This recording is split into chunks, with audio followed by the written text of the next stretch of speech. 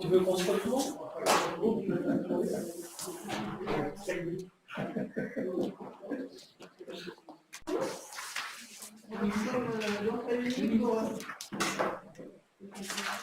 Pour ce conseil municipal du jeudi 4 mars. Donc, je constate que nous sommes assez nombreux et que le quorum est atteint. La séance du conseil donc peut avoir lieu. Donc, nous allons procéder à la désignation d'un ou d'une secrétaire de séance. Donc, aujourd'hui, voilà. Si. Non, c'est pas ça. Elle a déjà son pays. Elle a brûlé la blonde. J'ai dit, elle m'a dit, non, on a notre secrétaire ce soir. On a quand même de la Lauriane. Oh là là, combien de fois je confonds entre Lauriane et la blonde. Mais oui. Donc Lauriane est bien là. Donc Lauriane, est-ce que tu veux être secrétaire ce soir? D'accord. Donc ça sera Lauriane secrétaire. Alors nous avons reçu en mairie donc, un pouvoir. Celui d'Anne-Laure, justement, Anne-Laure Bagot, qui donne son pouvoir à Arlette Roy. Et nous avons reçu une excuse pour Madame Jussaume. Excusez, de son absence. C'est tout. Et Monsieur Poste, il devrait être présent. Il vient d'arriver. Il vient d'arriver. Bon, et ben voilà. Donc il est passé en retard. Monsieur et madame, bonsoir. Bonsoir, bonsoir Nicolas.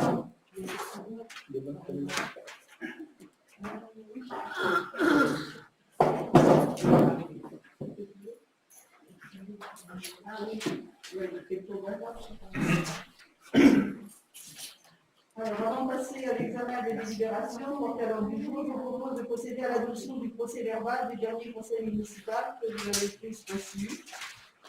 Donc, je vais passer au vote. Est-ce qu'il y a des questions sur ce PV? Donc, qui s'abstient? Qui est contre? Donc, le PV est adopté à l'unanimité. Je vais. Monsieur Morel m'a demandé de prendre la parole.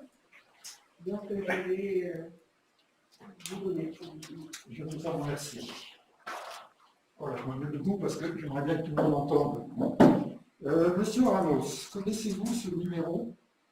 Je sais, il descend avec la barre. Connaissez-vous ce numéro 05 46 52 00? A priori, non. C'est le numéro que j'ai appelé en février, le 17 février 02. C'est le numéro du syndicat de la voirie. Du syndicat de la boulangerie. Donc c'est la fois que je l'ai appelé. Suite à ça, j'ai un mail que j'ai envoyé au mois de juin, 15 jours avant les élections, où je parle de la CCI, que je parle de... Voilà. Vous me rendrez la liste. Je suis tout courant, Parce que j'ai une liste personnelle. D'accord.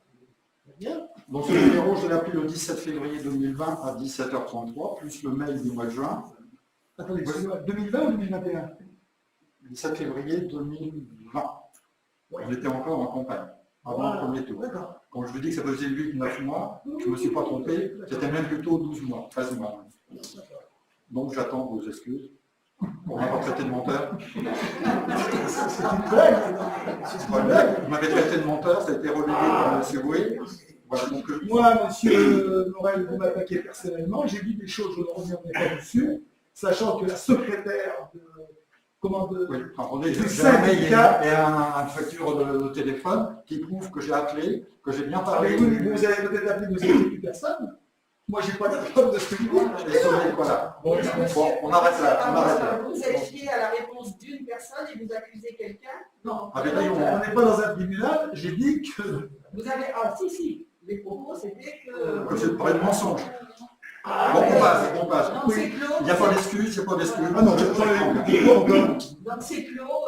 Bon, à moins que tu aies... Oui, j'ai quelque chose à rajouter. Je compte sur M. Boué pour relater mes propos Oui, voilà. avec autant de précision que vous le faites d'habitude pour ceux de M. Ramos. Maintenant, c'est vraiment dommage, M. Ramos, c'est vraiment dommage que votre présence et votre travail au sein de la mairie ne soient pas au prorata de vos interventions nombreuses lors du Conseil. Car votre expérience acquise lors des 2 précédents mandats pourrait nous être utile. Vous êtes bien d'accord. Et aussi, vous avez écrit dans le Conseil du mois d'octobre, M. Ramos, nous serons vigilants pour la défense de vos intérêts. Mais défendre les intérêts des Salésiens, M. Ramos, ce n'est pas de parler fort et haut pendant une demi-heure à chaque conseil. Si les défendre, c'est être présent chaque semaine à la mairie, c'est mettre un ciré et des bottes, pour aller planter une centaine de chrysanthèmes sous la pluie, comme l'a fait Patricia. C'est aligner les chiffres pendant des heures pour monter un budget équilibré et sain pour la commune, comme le fait François. Défendre les Salésiens, M. Ramos, c'est prendre son panier, on n'est pas là, c'est prendre son panier et arpenter les marchés voisins pour recruter une quinzaine de commerçants, 19-20 maintenant, pour monter notre joli marché avec le succès que l'on connaît, comme Anne-Laure. C'est téléphoner 50 fois plus du nombre mail pour organiser, mesurer et enfin transférer le bureau de la Poste de façon à assurer une meilleure plage horaire pour nos Salésiens, comme l'a fait Eric. Les défendre, c'est rencontrer les dirigeants du rugby et les amener chez nous pour encadrer 70, 83 à aujourd'hui, gamins et gamines sur un terrain de rugby. C'est ça, les défendre, comme Béatrice. C'est passer de longues soirées à écrire, raturer, refaire, gommer, et enfin monter un magnifique bulletin que tous les Salésiens attendent, comme Roger. Les défendre, c'est passer des centaines de coups de fil à nos aînés les plus fragiles pour s'assurer que tout va bien, surtout en cette époque de Covid, comme le fait Arlette si gentiment. C'est utiliser ses compétences en informatique pour transformer une école de campagne en une école à la pointe du progrès avec des TBI, tableau blanc informatique, je ne me trompe pas Eric, comme l'a fait Eric, c'est mettre sa culture personnelle, au service des associations culturelles de Salles-sur-Mer, comme le fait si bien Nicole, sans oublier nos jeunes qui viennent après leur travail assister à des commissions, comme Lauriane et Nicolas, sans oublier Arlette, sans oublier Marie-Annick et Josette, qui viennent lors des commissions et préparer aussi 190 petits cadeaux pour les enfants de Noël. Je ne me trompe pas, Josette? C'est ça, défendre les Salésiens. Et pour finir, défendre les Salésiens à un autre niveau, c'est porter fièrement les couleurs de Salles-sur-Mer auprès des villages voisins et surtout de la CDA, en passant de longues soirées en visio devant son écran, comme le fait si bien notre maire Chantal Suroy. Ce sont eux qui défendent les intérêts des Salésiens, eux et eux seuls. Merci de m'avoir écouté.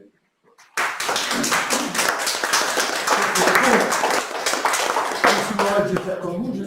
Vous me donnez beaucoup d'importance en disant que je participe, que j'interviens pendant une demi-heure à chaque conseil municipal. Dois-je vous rappeler que hier soir, dans une réunion informelle, j'ai pu m'exprimer depuis 6 mois. Je vous rappelle quand même, M. Morel, que je suis conseiller municipal depuis 12 ans à titre bénévole, que j'ai passé lors du Covid en janvier-février à la distribution des masques jusqu'à 20h un dimanche avec mon épouse. Parce qu'il y a des gens, des élus qui sont plus là, qui ont demandé que la commune ne faisait rien. Alors, M. Morel, s'il vous plaît, ne donnez pas de leçons comportementales. De la mandature actuelle, M. Ramos, on ne parle pas de la mandature passée. Madame le maire, je vous arrête. Répondre quand même, attendez. Non, je suis outragé, c'est des attaques personnelles. Vous parlez de la mandature. Alors, on va parler de celle-ci, madame le maire. Un de vos adjoints vous a proposé que je rentre dans une commission pour l'aider, vous avez opposé votre veto. Comment? Oui. Certainement pas. Ah bon? Alors, il y a un monteur, je suis le monteur. La personne Monsieur Ramos, oui, j'ai proposé à tout le monde de rentrer dans les commissions. Je ne parle pas après, non, moi j'ai dit. C'est trop tard. Quand les commissions sont faites, elles sont faites. Monsieur Morel, j'ai bien été clair avec vous lorsque j'ai assisté. Quand je vous ai proposé de rentrer dans les commissions, c'était à ce moment-là qu'il fallait le maire. J'ai été clair, j'ai dit que ça s'appelle la liberté. Non, mais attendez, je suis individu. La liberté, il y a des textes pour ça. Les Non, non, mais- conditions, une fois qu'elles sont faites, c'est terminé. Laissez-moi terminer, s'il vous plaît. Je vous ai dit, lorsque vous m'avez proposé que je ne rentrerai pas dans la commission, ça s'appelle la liberté non dénie. Jusqu'à maintenant, je suis quand même libre de faire ce que je veux. Pour l'instant, je participe. Vous m'avez dit hier soir des choses très intéressantes, comme quoi je faisais partie d'une équipe. Exactement. J'ai dit à M. Morel que j'irai le voir, je ferai rendez-vous et nous parlons. On espère bien. Donc, j'espère que cet incident est clos. Alors, je vais quand même répondre à M. Morel. Je vais vous le dire maintenant devant tout le monde. J'œuvre depuis déjà un certain temps pour trouver une boulangerie pour moi, pour le village. Je suis allé 2 fois dans le boulanger de Saint-Vivien pour le proposer de venir ici. Je vous fais un compte rendu si vous voulez personnel, tous les deux. J'ai tout ce qu'il faut. Je suis preneur. J'ai relancé le syndicat de la boulangerie, j'ai relancé la chambre des métiers. Pas pour moi, à titre bénévole, pour l'intérêt du village. Alors, je viens vous reprocher. Alors là, monsieur Ramos, vous nous avez accusé hier de ne pas vous tenir au courant. Et là, vous ne nous avez pas tenu au courant que vous étiez allé voir le boulanger de Saint-Vivien, par exemple. C'est moi le temps. Je voulais voir M. Morel, c'était prévu. Vous êtes allé le voir, c'est Non, non, oublié. Donc, Mais attendez, je crois que vos ordres, faut faire l'argent. non, mais vous nous dites qu'on ne vous tient pas au courant de ce qu'on fait. Mais laissez-moi le temps. Mais non, on répond pas hier. Hein. Voilà. Non, mais attendez, ça mérite, je m'aurais posé responsable.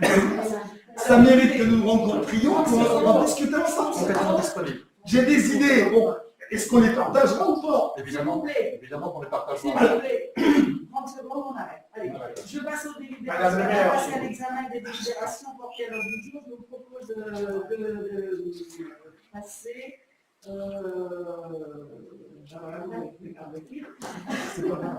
Bon, voilà, à la communication des décisions prises au titre des délégations du conseil municipal. Alors, ce mois-ci, il y a eu la fourniture de matériel informatique pour les services de la mairie par la société Soluris pour un montant de 3 224,76 €. Fourniture de bureaux et matériel de bureau pour les services de la mairie et par la société Atlantique Bureau pour un montant de 3 593,94 € et le contrat pour le traitement de thermites rue des Coutures par la société Loriou pour un montant de 1 707,79 €. Voilà. Donc maintenant, nous allons passer à la première délibération qui concerne le projet de pacte de gouvernance de la communauté d'agglomération de La Rochelle. Donc ce projet, ce pacte de gouvernance a été mis alors du jour du dernier conseil communautaire et il doit passer en mairie pour être approuvé. Donc ça concerne un pacte de gouvernance, c'est pour que les communes, enfin les élus des communes participent beaucoup plus à la CDA, qu'ils aient des moyens d'action, qu'ils aient des moyens surtout de présence, qu'ils puissent assister à des commissions, qu'ils puissent assister aussi à des réunions, ce qui n'était pas fait. Donc nous avions 2 mois pour émettre cet avis et il fallait le faire avant, parce que ça va passer à la prochaine délibération du conseil communautaire début avril. Donc vous l'avez tous eu entre les mains, on en a parlé, donc c'est vrai que c'est très évolutif parce qu'on va prendre en compte beaucoup de choses, entre autres, comme je vous disais, que les 14 élus que nous sommes dans les communes à avoir un seul conseiller communautaire, nous allons pouvoir nous faire représenter ou par le suppléant ou par d'autres adjoints qui sont en charge des dossiers dans les communes et qui pourront assister effectivement à ces réunions à la CDA. Monsieur Villac, Madame le maire, je reviens sur les propos de Monsieur Morel, juste une petite phrase. Ah non. Mais si, Madame le maire, parce que c'est Non, important pour ces on services. est en délibération, on n'arrête pas la délibération si ça ne concerne pas la Est-ce que je délibération. pourrais le dire alors, parce que c'est important, ça rentre. C'est important. J'aurais pu dire à M. Morel, tout simplement, qu'il a oublié que j'avais fait une action, c'est une action très importante, ça a consisté tout simplement à refaire votre bureau à l'arrivée de cette équipe à la mairie et que cette nouveauté de bureau vous permet de travailler avec force et vigueur comme vous le faites aujourd'hui et comme vous le faites depuis un petit moment. Donc je voulais juste dire à M. Morel qu'il n'aurait pas dû oublier ça, c'est quand même grave d'oublier son maire. Mais voilà, c'est pas grave, c'est tout ce que je voulais dire. On continue sur la délibération. Ok, merci Donc, Madame la maire. est-ce que vous avez d'autres questions sur le pacte de gouvernance? Je vais passer au vote de la délibération. Vote abstention. Contre. Donc, le pacte de gouvernance est adopté par la commune de Saint-sur-Mer. Parce que si nous n'avions pas passé le conseil municipal, ça voulait dire qu'on était contre. La commune était contre. Deuxième délibération, ça concerne le partenariat avec Ambou Loisirs. Donc, on a le projet de passer une convention pluriannuelle d'objectifs entre la commune et Ambou Loisirs. Donc, je vais demander à Béatrice de vous présenter parce qu'elle a fait un énorme travail. On a eu beaucoup de réunions avec Ambou Loisirs. On a essayé de trouver, c'est le milieu pour Saint-sur-Mer. Je pense qu'on a entre les mains un bel outil. Donc, je vais laisser Béatrice vous présenter.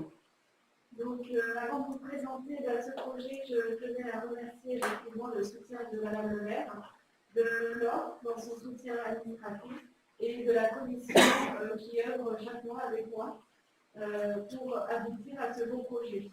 Donc, le projet d'Anjou Loisirs, c'est de réouvrir le centre de loisirs à Saint-sur-Mer pour nos enfants.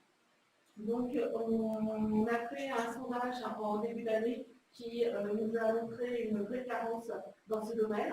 Donc, les parents sont en attente de ce service dans leur commune. Nous avons effectivement regardé plusieurs solutions. Donc, et nous avons découvert le travail d'Ambou Loisirs par lequel nous avons été séduits. Nous avons présenté cette association au dernier conseil pour effectivement vous en aider, que ce soit un peu plus familier pour vous. Ils ont les compétences que nous recherchons pour nos enfants. Aujourd'hui, nous avons réussi effectivement, après plusieurs mois de travail, à un partenariat. Donc, cette convention est d'une durée d'1 an. Donc, pour commencer, on pourra accueillir un maximum de 40 enfants. Donc, ça va couvrir les vacances scolaires, les petites vacances, sauf les vacances de Noël, et les grandes vacances, les 4 semaines de juillet, plus la dernière semaine d'août. À cela, on va y associer également les mercredis pour qu'il y ait un lien entre chaque vacance, que les enfants gardent ce lien avec ce projet pédagogique qu'ils vont nous offrir.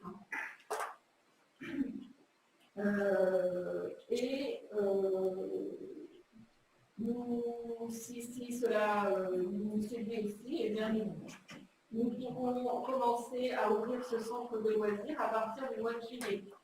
Nous avons également profité de ce partenariat avec Ambou Loisirs qui s'occupe également des adolescents. Donc les adolescents, c'est quelque chose aussi qui nous tient à cœur dans notre village. J'ai reçu plusieurs parents me posant des questions effectivement sur qu'est-ce que nous souhaitons mettre en place pour ces adolescents. Nous avons fait participer 3 adolescents de la commune de Saint-sur-Mer à un sondage qui a été inséré dans le dernier Pensée et qui a également prouvé qu'il y avait un réel besoin pour ces jeunes. Donc, nous allons profiter de cette convention pour mettre en place donc, ce centre de loisirs et un espace jeune pour les adolescents. Est-ce que vous avez des questions? Je pense que tout le monde s'est bien demandé dans la charte. Donc, nous allons passer au vote de cette délibération. Est-ce qu'il y a des abstentions? Des votes contre? Donc, adopté à l'unanimité. Alors, nous sommes très reconnaissants et très fiers de notre travail.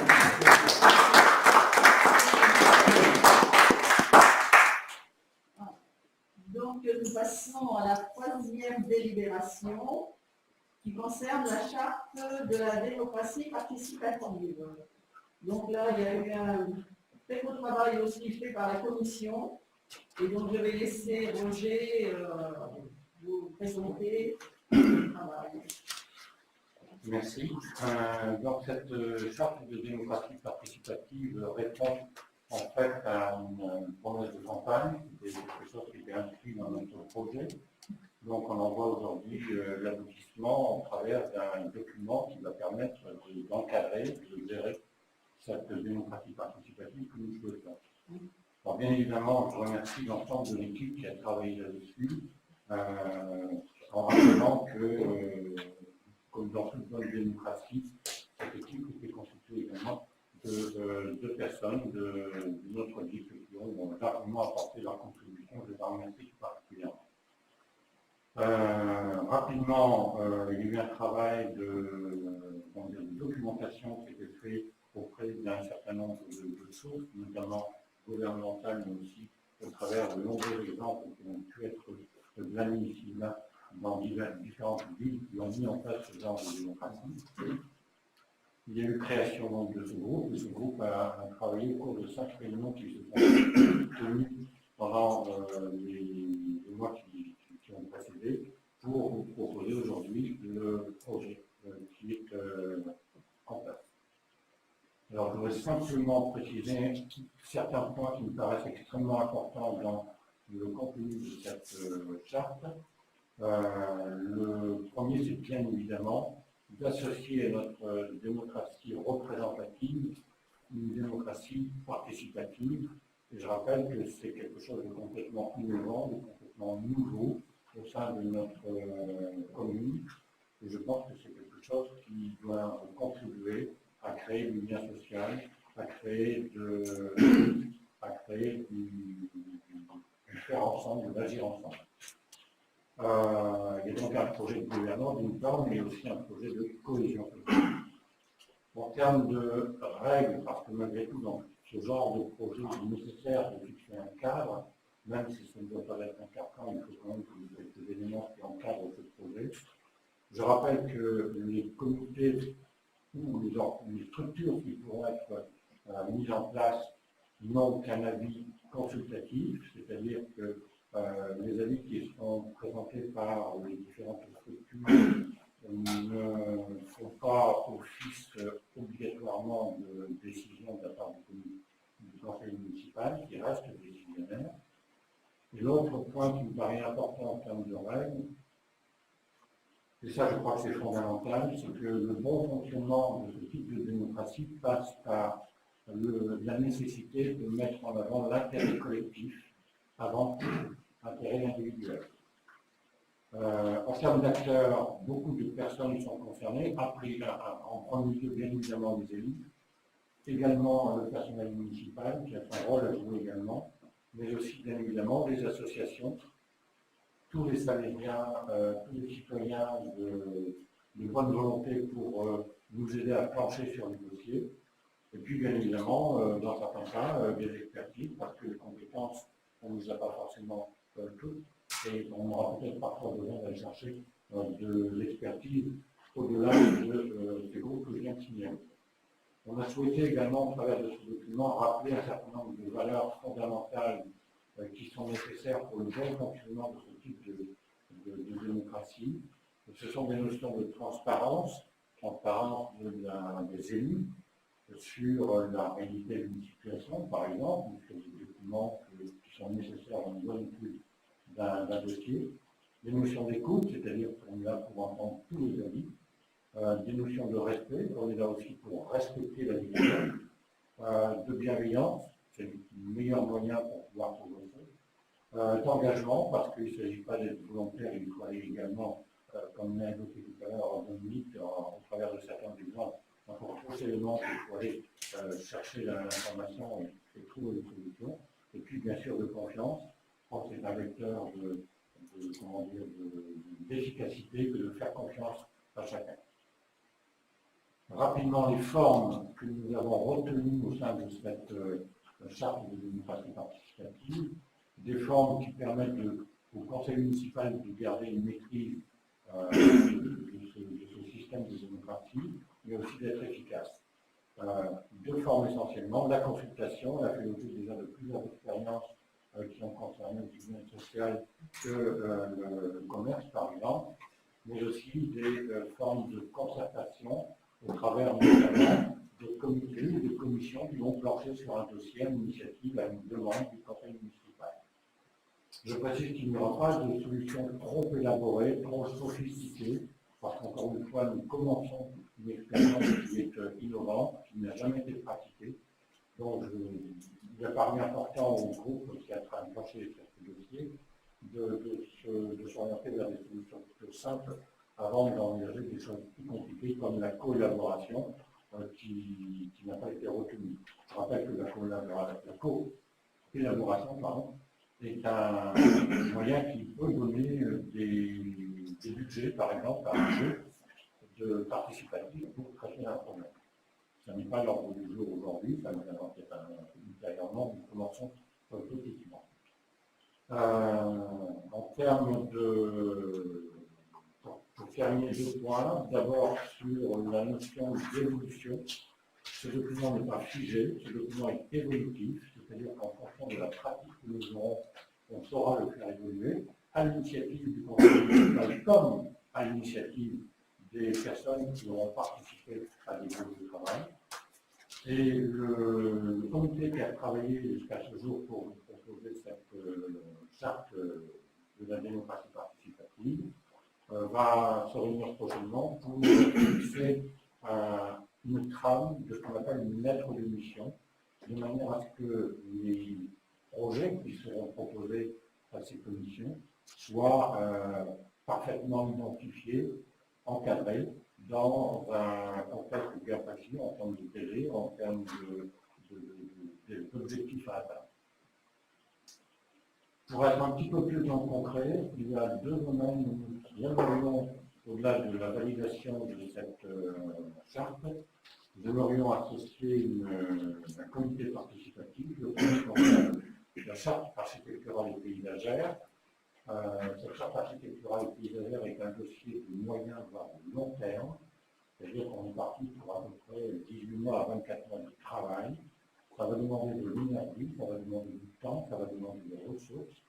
Et la démocratie participative est un moyen, un levier justement, pour apporter ces ressources et pour permettre d'avancer le plus rapidement possible sur ce projet. Ça me paraît important. Il y a un deuxième axe sur lequel on commence à réfléchir avec Anne-Laure Babot, qui est absente aujourd'hui, mais qui m'a demandé de pouvoir Bernard l'évoquer. Le marché de producteurs, c'est un marché qui est en train de débuter avec des objectifs à la fois ambitieux et utiles pour la commune. Cela dit, ça demande un travail important. Et ce travail important peut être réparti sur une équipe, sur un comité qui permettra de plancher et de trouver des solutions en termes d'animation, par exemple, en termes de gestion logistique, en termes d'administration, etc. Voilà. Si vous avez des questions, je vous écoute. Merci Roger. Monsieur Bernard. Oui, il y a un truc qui me gêne un petit peu, c'est démocratie. Parce que la démocratie, bon, on sait ce que c'est. C'est quelque chose où tout le monde participe, on doit participer en principe, et d'associer avec une démocratie participative, une démocratie, ce n'est pas une personne. Un citoyen ou une citoyenne, ce sont des personnes. Donc faire une charte citoyen ou citoyenne de participation, ça je comprends. La démocratie, c'est inerte. Une monarchie, ça peut être constitutionnel. Bon, je ne prendrai pas un mauvais exemple. Donc c'est le terme que j'aime beaucoup. Je suis peut-être un peu trop dans le français littéraire. En fait, Déjà, si vous nous donniez une définition de la démocratie un peu plus élaborée, on serait plus dans les littératures. Non, c'est pas de quoi vous parlez. Par ailleurs, il existe des sites officiels, notamment gouvernementaux, qui parlent de démocratie représentative d'une part, c'est celle que l'on connaît bien et qui est issu d'un processus électoral bien identifié. Et par ailleurs, on parle de démocratie participative. Donc, on n'a pas réinventé la poudre, on a simplement conservé des. Par contre, au sein de la charte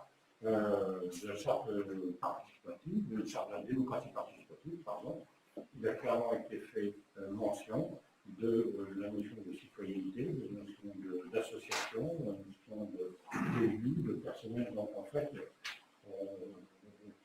c'est quelque chose qui est complètement ouvert et qui a pour simple but d'appeler les bonnes volontés pour aider à construire ensemble les solutions dont on a besoin. Alors, si vous me permettez de corriger ce que je viens de dire, c'est uniquement le titre qui me gêne et non pas tout le travail que vous avez fait derrière. C'est un titre qui est donné comme ça. Voilà. Mais bon, Si vous voulez, vous regardez sur Internet, la démocratie participative est une forme de partage et d'exercice du pouvoir fondée sur le renforcement de la participation des citoyens à la prise de décision politique. Enfin, donc, c'est pas, on a inventé pour la commune. C'est quelque chose qui est. Ça s'appelle comme ça. Ça s'appelle comme ça. Mais bon, peut-être, oui, effectivement, en démocratie, relevant avec le participation. Non, cela dit, j'ai bien précisé que cette charte elle est utile. Donc après, si dans le cadre d'un groupe de travail, on doit l'améliorer dans sa rédaction, dans sa forme, C'est pas dans ses objectifs, on le fera. Je trouve que c'est antinomique une démocratie est fatalement participative. Bon, Autrement, ça peut être autrement. très bien. On peut passer. Est-ce qu'il y a d'autres questions? Donc on peut passer au vote. Donc, abstention. Vote contre. Deux seulement. Oui. C'est voilà, c'est bon, C'est la réflexion. Non, excusez-moi, non, ça me mais fait rire. j'avais pas. C'est Basier. J'étais pas sûre Ça s'appelle la liberté et j'apprécie pas. J'apprécie pas. On a quand même. Alors, je vais vous dire, si vous permettez, je réponds. J'ai discuté, j'ai eu un grand plaisir à dialoguer à 3, de 19h à 19h20 avec Anne Normavo, avec Roger Basier. Moi, j'ai dit à Roger Basier. Attendez, je finis la délibération. Oui, pardon. Et donc, deux votes contre. Donc voilà, c'est bon. Voilà, vous pouvez maintenant. Oui, Je termine la délibération. moi, j'y crois pas, par le fait que déjà, on a eu une expérience lorsqu'il y a eu une demande aux Salésiens pour savoir ce qu'ils voulaient comme commerce, etc. Il y a eu 42% de Salésiens qui sont exprimés. Pour moi, la démocratie, c'est 50 plus une virgule et quelque chose. Donc, on n'y est pas. Donc, je reste, j'y crois pas. Pour moi, c'est, excusez-moi, je me livre au Oui, public. ben non, mais C'est une usine à gaz. Oui, C'est une usine à gaz. Voilà, ça. Les c'est seuls- votre point de vue. Oui, c'est pour ça que je vote contre. Et moi, je crois plus Vous expliquez pourquoi. et je crois plus dans mon idée que j'avais dans la campagne de référents par carte. C'est-à-dire, ces référents dans la démocratie seront des référents préférents, seront de représentants de quartier par rapport à des situations. Mais l'un n'empêche pas l'autre. Voilà.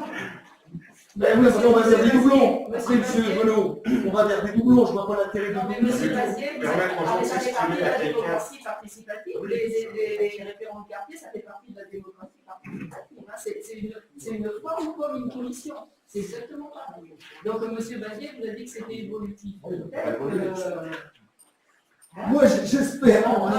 on va commencer ce travail-là, qui est nouveau, qui est effectivement quelque chose qu'on met en place et qui n'a jamais été mis. Après, tout est ouvert. Hein. Juste sur les demandes à passer, j'avais demandé aux maires des anciennes voitures de faire des réunions publiques post-élection. C'est pas la température. Il s'est avéré, ça me se passait la semaine dernière, il y avait toujours le même noyau de groupe de personnes. Oui, non, mais ça, je suis d'accord. Donc, et je me rappelle, vous étiez intervenu, madame la C'est maire. contre-productif. Donc, voilà, non. Les réunions publiques, Tomber dans des réunions réunioniques, etc., où l'annonceur, pour moi, On le sait, les réunions publiques, c'est complètement. Bon. Donc maintenant, nous passons à la délibération numéro 4 qui concerne les conventions de dissimulation des réseaux de communication électronique entre la commune et Orange. sur la grande rue de Grelot, rue du Mississippi et rue des Petits Bonnevaux. Bon, oui, monsieur Villard quitte la séance. Merci. Bonsoir. Donc, je vais passer la parole à Dominique. D'accord. Rien de nouveau, si ce n'est que c'est le petit frère, parce qu'on a signé lors du conseil du mois de janvier, je crois, qui était pour la partie électrique, le SDER. On a demandé l'enfouissement des câbles rue de Grelot, Mississippi et en bas côté Radoterie. Et là, c'est Orange, donc la partie téléphonique, qui fait la même chose. Il n'y a rien à rajouter. Monsieur Morel, on peut supposer que lorsqu'ils vont passer l'électricité dans le sol, Orange vont faire le travail en même temps pour éviter de... Nous, on travaille avec le SDER et le SDER a donné à Orange le même schéma pour passer les mêmes câbles au même moment. Voilà, mais il faut absolument avoir l'autorisation de Orange, il faut absolument passer C'est le juste une conseil formalité. pour que le dossier avance, parce que c'est Orange qui met apparemment le plus de temps à répondre. Donc ça, et on a effectivement, nous, rajouté la rue du Mississippi qui n'était pas prévue. Alors non, le Mississippi était prévu, idem pour le petit chemin de ligne qui part de la rue du Mississippi. Ce qui avait été oublié, c'est entre le rond-point et 150 mètres vers la gare. Vers la gare. Ouais. Bon, j'ai encore le téléphone On a par demandé à- ça va se régulariser facilement. Si on parle de Grelot, depuis 15 jours, on a un nouveau directeur à la CDA. Enfin, nouveau. Ils ont créé un peu le directeur fibre à la CDA. Il est en contact avec lui, donc ça devrait se décoincer côté Grelot. Voilà, assez rapidement. Monsieur Deveau. Voilà. Ludovic. Voilà. Donc, est-ce qu'il y a des questions supplémentaires ou des précisions à demander? Donc, je passe au vote. Abstention. Contre. Donc,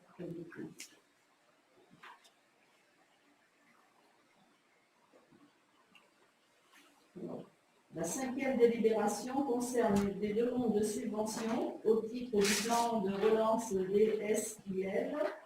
Donc, c'est concernant la rénovation énergétique.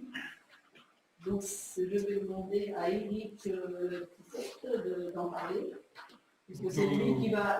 Alors, je voudrais avant tout le remercier parce qu'il a fait un travail énorme en l'espace de 3 jours. Je lui ai demandé quelque chose de presque insurmontable, mais on avait une relance du préfet qui nous demandait vraiment de présenter notre dossier, même s'il n'était pas complet. Et je peux vous dire qu'il est pratiquement complet malgré tout. Donc merci Eric et je laisse le Il lui manque la délibération de ce soir, mais je voudrais dire quand même que je ne l'ai pas fait tout seul, et grâce à Laure, qui a un accès direct sur le site de la CPT. Donc sans Laure, je ne m'en suis pas sorti tout seul. Pour vous aider sur tous les dossiers. Donc, nous avons été relancés par la préfecture du département de la Charente-Maritime en ce début d'année 2021 pour participer à un plan de relance de la transition énergétique et la résilience écologique, si on va rajouter ça, dans le cadre de la dotation de soutien à l'investissement public local, c'est le terme complet. Voilà. Et donc, il se trouve que nous avions à ce moment-là la possibilité de solutionner 2 dossiers qui étaient bien avancés, c'est-à-dire le dossier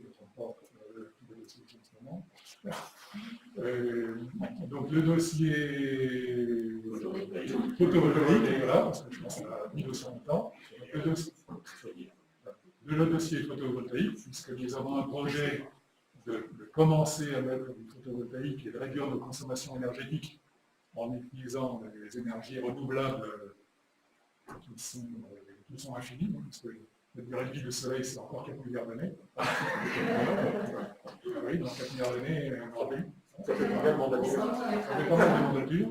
Oui, et donc le deuxième dossier, c'est le renouvellement c'est le remplacement de la chaudière fuel de l'école maternelle qui date de 1986.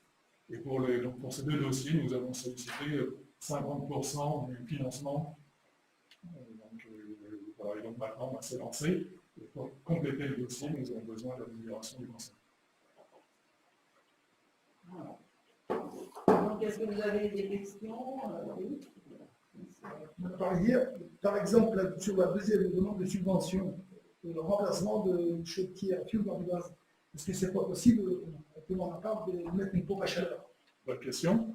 Donc j'ai rencontré à peu près 6 sociétés différentes, bien sûr locales.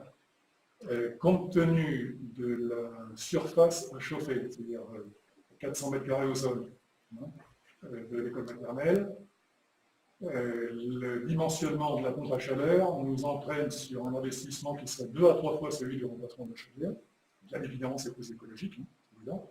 Mais avec un deuxième inconvénient, c'est compte tenu de la dimension des pompes à chaleur et donc de la ventilation qui est générée, c'est que nous sommes contraints, nous aurions été contraints d'une part de renvoyer tout ce bruit à la fois vers l'école primaire, et d'autre part, les riverains qui sont juste derrière, je pense qu'ils n'auraient pas apprécié un bruit permanent, 24 heures sur 24, c'est plusieurs. Voilà, donc d'où l'idée, 1, c'est que c'était beaucoup plus cher, et 2, c'est qu'il y avait des nuisances. Mais je suis d'accord avec vous, la pompe à chaleur est plus écologique que... bon, il se trouve aussi que dans les mandatures précédentes, je ne sais pas qui l'a fait, mais il y a une conduite gaz qui a été prévue entre la rue de la Borderie et l'entrée de la chaudière de l'école maternelle. Donc il y a 65 mètres de fourreau qui a été passé. Donc nous disposons du gaz de ville partout dans la commune. Voilà, donc c'est une opportunité. 1986, donc je pense qu'elle a fait son temps. Et puis, bon, c'est quand même une énergie qui est meilleure, sachant que maintenant les chaudières à gaz condensation, elles sont beaucoup plus efficaces. C'est de la très haute performance énergétique. C'est le terme qu'on utilise. Ça fait économiser au moins 30% de l'énergie. Et c'est que pour l'école maternelle. Oui. La primaire. Non, c'est un autre système. Ça a déjà été remplacé au gaz. D'accord. Le dernier dossier, c'était l'Amérique. Donc le gaz a été installé il y a 1 an et demi. En complément de cette pose du panneau photovoltaïque, est-ce qu'on peut prévoir éventuellement une pose, par exemple, sur la mairie ou d'autres bâtiments communaux? Est-ce qu'éventuellement, à travers ça, on peut vendre de l'électricité nucléaire comme ça se faisait à l'époque? Alors, donc là aussi, j'ai beaucoup de contacts avec les sociétés. Alors, vous avez beaucoup de faiseurs, beaucoup de diseurs, on va dire, et très peu de gens un peu pointus. Il se trouve qu'ici, dans le groupe scolaire, on va l'appeler comme ça, qui comporte à la fois l'école maternelle, l'école primaire, la cantine, la bibliothèque, la mairie, la salle des fêtes, il y a encore un autre bâtiment dont je ne parlerai pas, donc qui est un peu plus éloigné, tout ça s'est raccordé sur un même transfo, voilà, qui se trouve derrière l'école maternelle. Et si nous avions utilisé une toiture en mettant donc 100 mètres carrés de panneaux photovoltaïques sur une toiture qui n'aurait servi qu'à l'école maternelle, le projet était absolument pas rentable. Pourquoi? Parce que la consommation se fait en hiver, au moment où les panneaux ne produisent pas, alors que l'été, on est pendant les vacances, les panneaux produisent au maximum, et bien évidemment, tout ça, ça repart dans le réseau.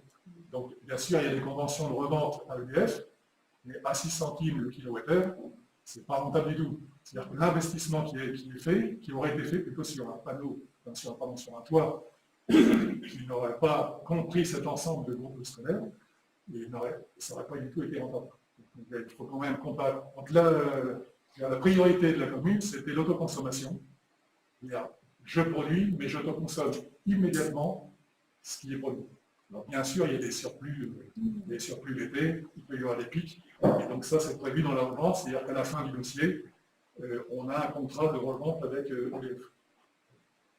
Mais l'objet, c'est pas de calculer la rentabilité sur le projet, c'est surtout l'autoconsommation qui a guidé le choix de l'architecture. Donc si la démarche environnement... Alors nous avons des contacts avec des groupes extérieurs et voilà, qui ont des projets effectivement de production à base de solaire, mais en revente complète. Donc ça sera la deuxième étape. Merci pour ces précisions pointues. Voilà, donc est-ce qu'il y a d'autres questions après ce bel exposé? Je pense que c'était complet, donc je pense qu'il n'y en a pas d'autres. Je vais passer au vote. Abstention. Vote contre. À l'unanimité. Et votre dossier a toutes les chances de réussir parce que je crois qu'il n'y en a pas beaucoup de communes qui ont répondu dans les temps. Donc, on espère. Fortement. Donc, la délibération numéro 6 concerne une convention d'objectifs et de financement 2021-2022, accueil de loisirs entre la commune et la CAF. Donc, cette convention, effectivement, c'est pour le mercredi, hein, c'est ça, qui est en centre de loisirs actuellement. Donc, effectivement, par le fait qu'on a signé la convention avec Ango Loisirs, ça s'arrêtera cet été, mais il faut absolument qu'on signe quand même cette convention pour avoir les subventions de la CAF du 1er janvier jusqu'au 30 juin. Et ça s'arrêtera automatiquement dès que c'est Ango Loisirs qui reprendra la suite du centre de loisirs. Voilà.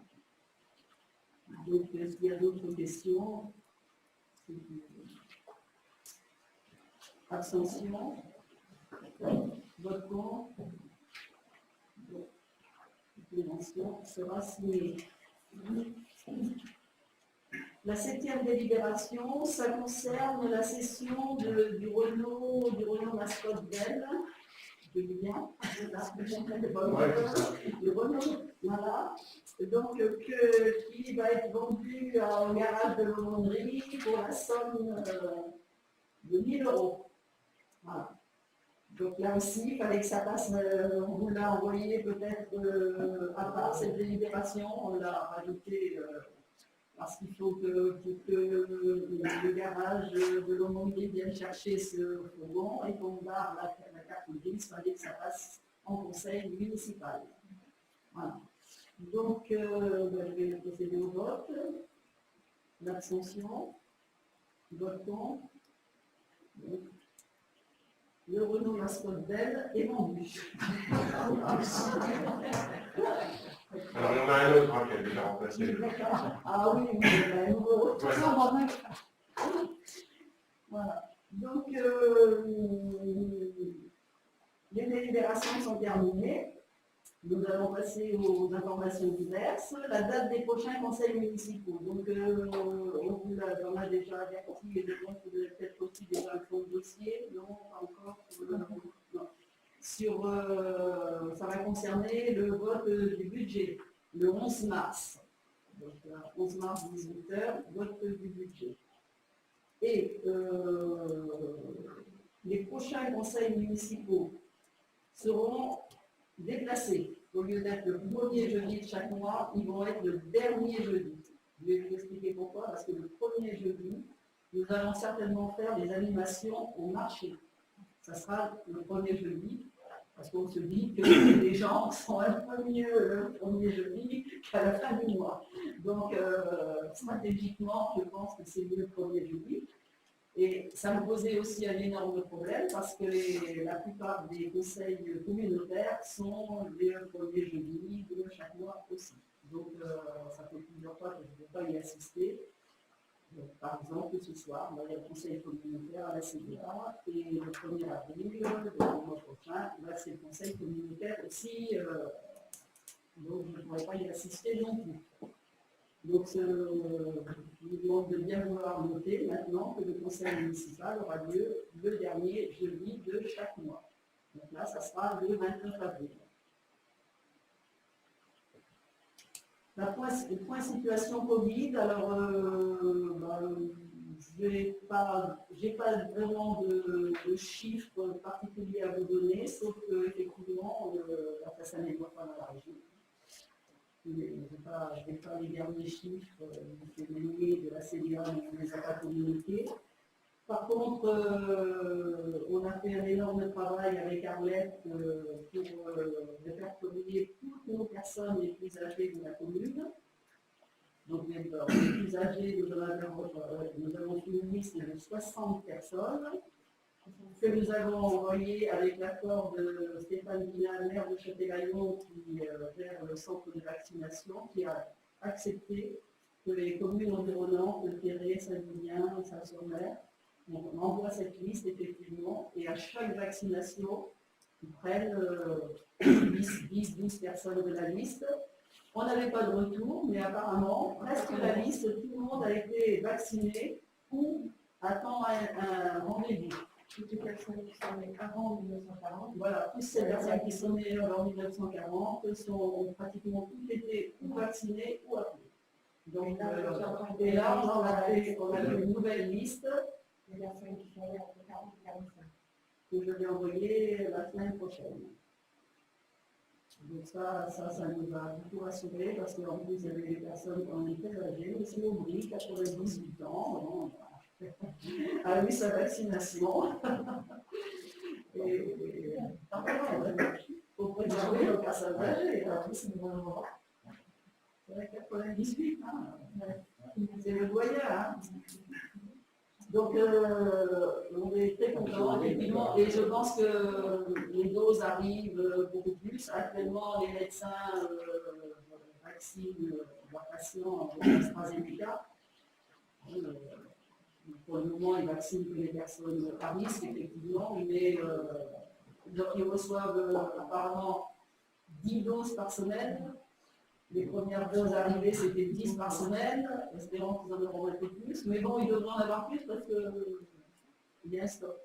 Je ne sais pas si Marie-Annie, tu as des informations. Non, je n'ai pas d'informations, sauf que les vaccinations étaient réservées aux médecins, maintenant sont ouvertes à tout le monde. Les pharmaciens, les infirmières pourront vacciner. S'ils ont les produits, je crois que tout le monde va pouvoir les passer. Très bientôt, de plus. Oui, parce que l'AstraZeneca, ils l'ont ouvert jusqu'à 75. Ah ouais, l'AstraZeneca, maintenant il est bon pour tout, il n'est pas bon, maintenant il est bon. Il est peut-être On va voir aussi le Moderna. C'est une polémique, je pense. Voilà, c'est que business. Il va y avoir aussi un nouveau vaccin, Moderna, mais je crois qu'il n'y a qu'une injection. Donc, là, actuellement, sur le centre de Châtelaillon, c'est Moderna. ah, ça y est, bon, c'est bien. C'est Moderna qui C'est bien. Pour ceux qui juste prévoir de prendre un coup de Mistral avant de y aller, parce qu'il y a des effets secondaires quand même. Alors, ça dépend des gens. Les Comme celui de la grippe. Pareil. Il y en a chaque année, tout c'est d'autres qui ont un peu de fièvre. Mais ça dépend de la personne. Vacciner un peu. Donc ça c'est une bonne nouvelle.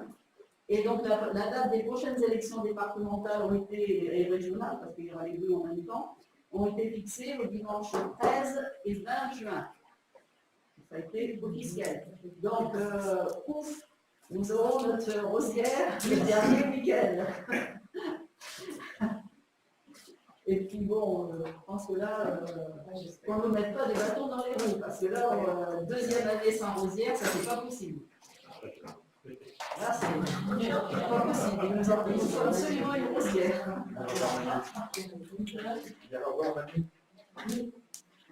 Donc, Arlette est dans les starting blocks. Elle va, on participe. On a plein de prévisions de fêtes sur 2 jours. Il n'y aura presque pas assez des 2 jours pour tout faire ce qu'on voudrait faire. On a combien de rosières dedans? Apparemment, il y en aurait déjà 3 susceptibles, on va dire. Il y en a une seule qui a officiellement, donc on en tient une au moins. Voilà, bon, je pense qu'on a fait le tour, sauf si, oui, monsieur Berlin. Oui, c'était juste une question toute bête. Comme vous avez informé, il y a des dépôts sauvages monstrueux. Parce que c'est pas uniquement le seau qu'on va vider, les voitures et autres. On a plein de photos. Oui, moi j'ai été voir sur place. Ouais. Je pense très honnêtement que c'est plutôt un professionnel qui fait ça, parce qu'il faut le transporter, ce qu'il y a. Donc, qu'est-ce qui est prévu?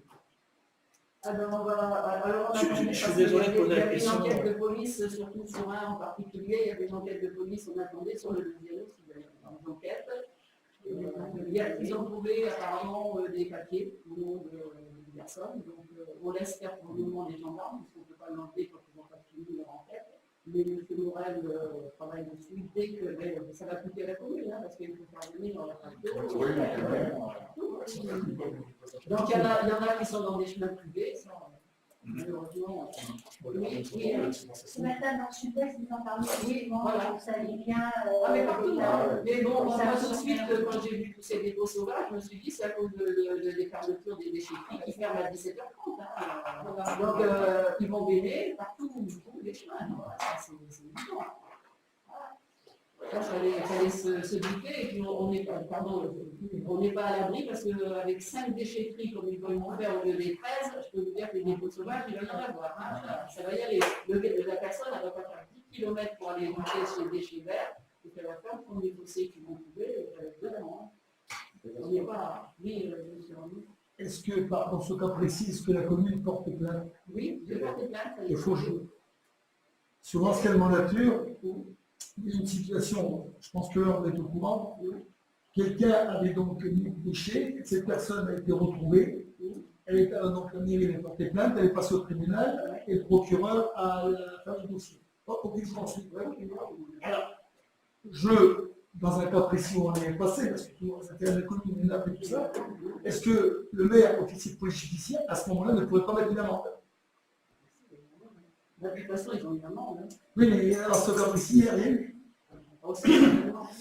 Il n'a pas été poursuivi, peut-être, mais il y a certainement une amende. C'est ça pour qu'on retrouve la personne. Oui, là, il a été retrouvé. D'ailleurs, s'il y a une enquête de gendarmerie, c'est parce que j'ai déposé plainte.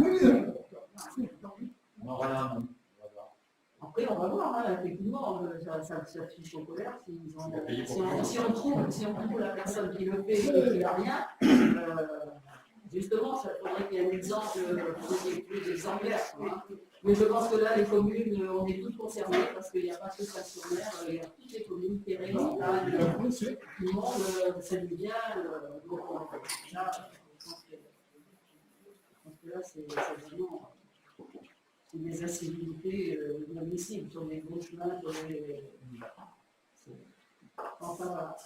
Bon, et bien, je vous remercie beaucoup de votre présence. Et puis, 11 mars, ça va. Et là, on parlera chiffres.